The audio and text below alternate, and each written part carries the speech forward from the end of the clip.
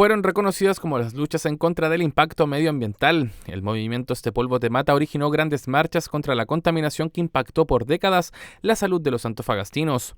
Luego de 6 años, finalmente la ley que regula el transporte, carga y descarga de concentrado de minerales fue promulgada y publicada, por lo cual las empresas deberán mover todo el concentrado de cobre mediante contenedores herméticos.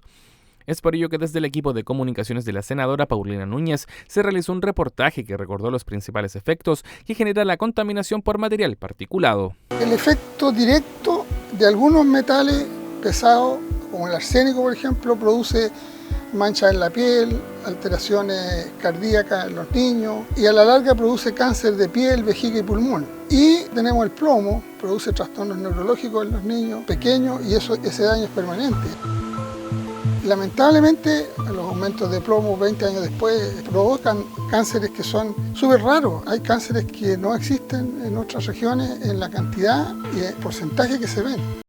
Hechos que fueron reafirmados por quienes también fueron parte de este movimiento.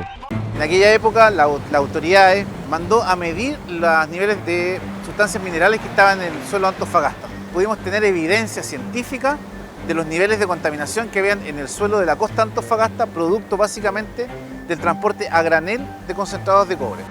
Camiones encarpados, algunos incluso con malla Rachel, ya iba a ser una cuestión indignante, y circulaban por la entrada de la Negra y se venían por la costanera hasta llegar al puerto de Antofagasta, otros entraban por la B400 y llegaban al puerto de Antofagasta.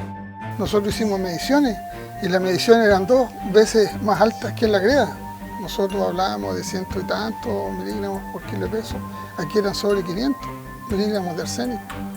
Entonces, y ahí cerraron la escuela, cerraron todo, armaron un tremendo escándalo y aquí, con 4 veces la contaminación de allá, no hicieron nada. Asimismo, la aparición del propio galpón fue un hito que marcó un antes y un después en este movimiento. Es por ello que es la propia senadora Paulina Núñez quien indicó que hay que permanecer en alerta, porque con esta ley el galpón del puerto ya no tiene sentido, considerando que el transporte hermético no requiere de acopio para llegar a los puertos. Pasan los meses y aparece este gigantesco galpón. Ahí uno empieza a visualizar qué significan 90.000 toneladas de concentrado de cobre. Aparece en el Mercurio Antofagasta una fotografía grande en portada que decía estructura de galpón, de acopio concentrado de cobre avanza en el puerto. Y era la primera imagen que había de la construcción del galpón. Entonces dije, no, hay algo raro acá. Y empecé a ver la ley. Se saltaron, ¿cierto?, el tema de participación ciudadana. Y había sido recién elegida la Paulina Núñez como diputada. Y la Paulina al tiro me escuchó, me dice, no, ¿sabes qué, Emil? Yo creo que esto está para un recurso de protección.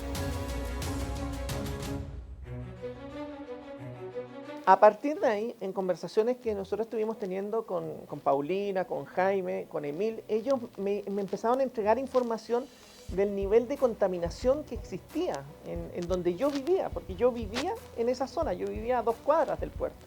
Se han detectado casos de niños contaminados y niños envenenados con arsénico y plomo. Hemos venido acá para solicitar que ellos demuestren qué acciones están ejecutando en favor de la ciudadanía de Antofagasta. Muchos antofagastinos se recordarán que con un dedo, después de haber hecho aseo, por ejemplo, en su casa, lo pasaban y había un polvillo negro que evidentemente era perjudicial para su salud. Avance que fue reconocido por el propio Colegio Médico. Sin embargo, también se mostraron críticos frente a la actividad legislativa, donde indicaron que ante estas situaciones se debiera dar respuestas con mayor celeridad, sobre todo cuando la población de la salud se ve afectada.